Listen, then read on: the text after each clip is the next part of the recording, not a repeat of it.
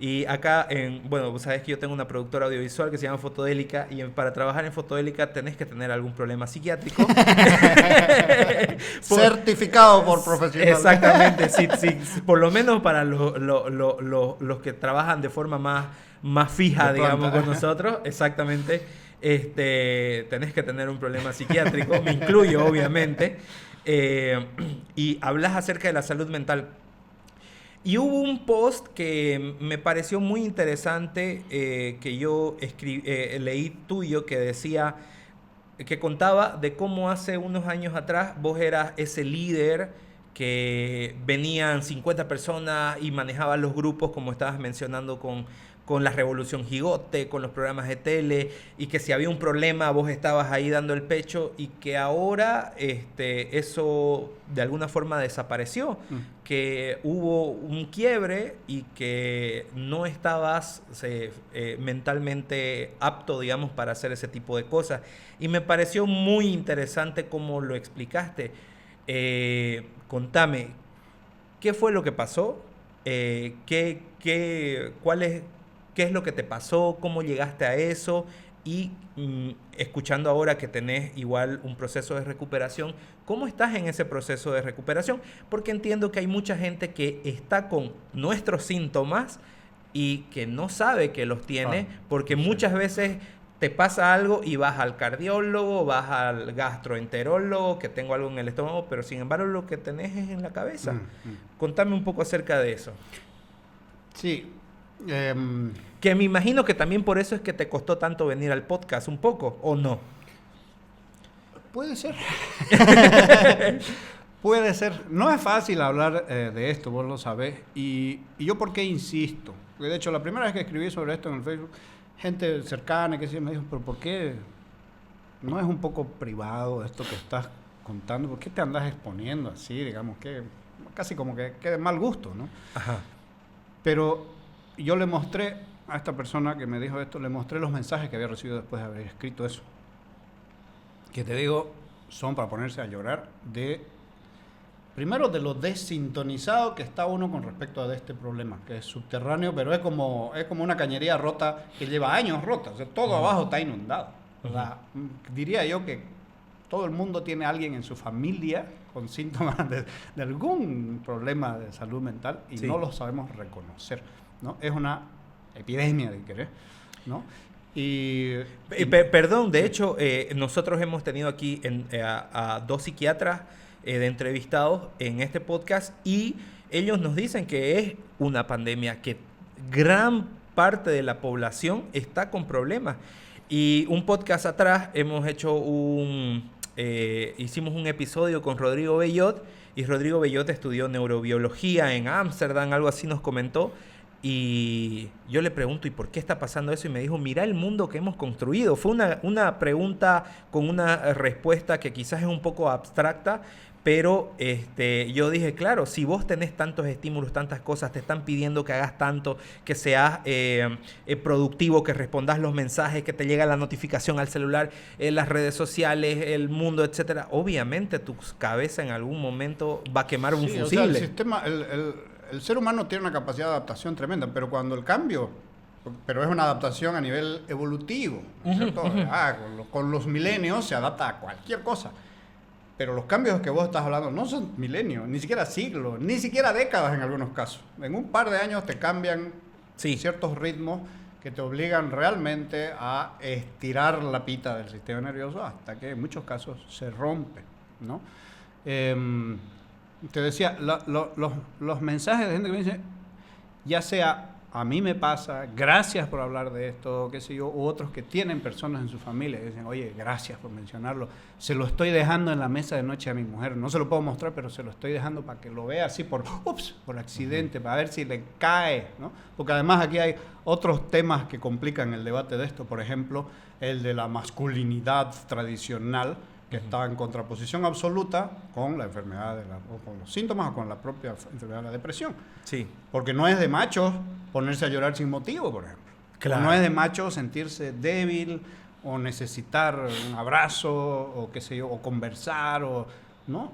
Eso es una vergüenza para el macho alfa, lomo plateado, etcétera, etcétera, promedio. Sí, ¿no? si yo me tengo que sincerar, yo las primeras veces que visité a un psiquiatra no le dije a nadie, nadie sabía, ¿no? Exacto. Hoy estoy yendo a una reunión y me iba al psiquiatra, digamos, ¿no? Ese es uno de los problemas más graves, ¿no? Es igual que con las adicciones, además de que está mal visto y todo, además es ilegal. Claro. ¿Cierto? Cualquier sustancia a la que pueda ser adicto la mayoría, bueno, ahora ya los chicos toman otras pepas que hay en las farmacias, pero en general, además está el tema de la ley. Entonces, se te cierra toda puerta para hablar y esa es una de las cosas que empeora el problema. Claro. Esa es una de las cosas. Yo obviamente no tenía idea. Yo me juraba invencible, superpoderoso. Además era joven y, como te digo, ya yo llevaba un muy mal ritmo en Chile, porque en Santiago entré a trabajar en una productora porque era mi oficio, ¿no es cierto?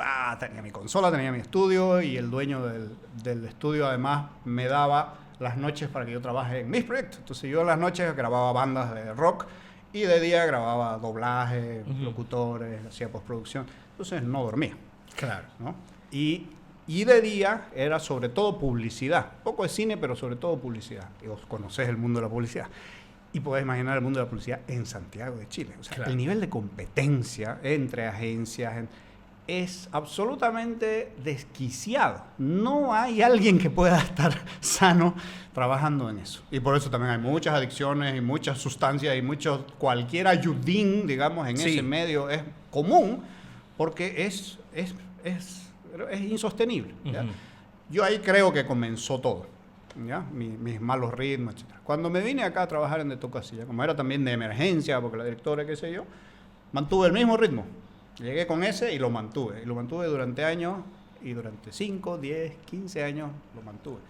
Cuando me tocó ya trabajar en la Revolución Gigote, como esto, sin quererlo, terminó teniendo mucha exposición y mucho roce con la clase política y con funcionarios y ya con mafias realmente, la cosa se empezó a poner, o sea, el lado desagradable se sumó al lado de la extenuación, del cansancio. Entonces ya te despertás en la noche así diciendo, Miechi, ¿qué me va a pasar hoy, digamos, ¿no? Porque mensajes, llamadas, sabotaje por aquí, cosita por allá. Realmente ya tu cabeza no podía ni siquiera concentrarse en lo bonito, tenía que estar en mil cosas. Y ahí empecé a tener ya síntomas de que algo estaba fallando, ¿no? Empezar a no ser capaz de concentrarte en una reunión, de no seguir el hilo, de reventar el llanto en la ducha, de, como te digo, yo, guitarrita de metal, no poder aguantar ruidos muy fuertes, ¿no? Así, una serie primero de síntomas. Luego tuve otra serie de problemas ya familiares, etcétera. Terminé viviendo solo un tiempo y ahí llegó ya el auxilio, ¿no es cierto? Fui a ver un psiquiatra, mis viejos más bien, siempre con el amor, ¿no? de los padres.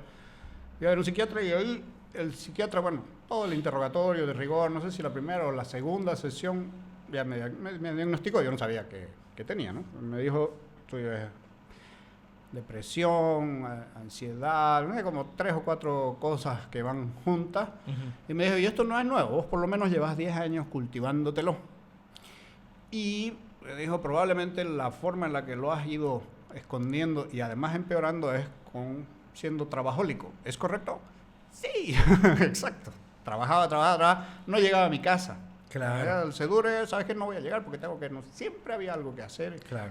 4 o 5 de la mañana directo a llevar a los chicos al colegio. O sea, otra cosa absolutamente demente, ¿no?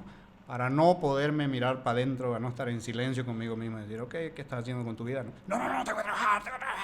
Hasta que un día ya no pude trabajar. Es como que se te suelta una cuerda. Sí, claro. ¿No es cierto? Y esas cuerdas no se pueden cambiar, se tienen que regenerar. Y entonces son años, ¿no? De tenerse mucho cariño, de tenerse mucha paciencia, de recibir mucha ayuda, de que los demás también te tengan mucha paciencia y mucho cariño, ¿no? Porque solito no se puede salir de esto. No. Es con ayuda, es con de vez en cuando algún empujoncito, algún recordatorio, ¿no? Es muy parecido, es muy parecido a una adicción, ¿no? Porque además también vos entras en un círculo Sí. vicioso, ¿no? En este caso del trabajo, de lo que sea, pero entras en una dinámica y si no podés hablar de ello, igual que en una adicción, ¿no? Porque la sociedad te lo va a recriminar, ¿no es cierto? No puedo decir que soy un macho alfa, pero que lloro en la ducha, ¿no? Entonces te vas encerrando más y más y más y con eso lo vas empeorando. Es igual en ese caso que con una adicción a sustancias duras, digamos, ¿no? Y lo mismo que con la sustancia dura, la recuperación es lenta, ¿no? Claro. Y hay que tener mucho cuidado con los resbalones. Igualito, como un alcohólico, ¿no? No puede volver a tomarse un whisky. Claro. Lo mismo es con la depresión, tienes que cuidarte mucho y evitar también cierta gente o ciertas situaciones que te generen las condiciones para volver a irte para abajo. Claro. Eso no es fácil.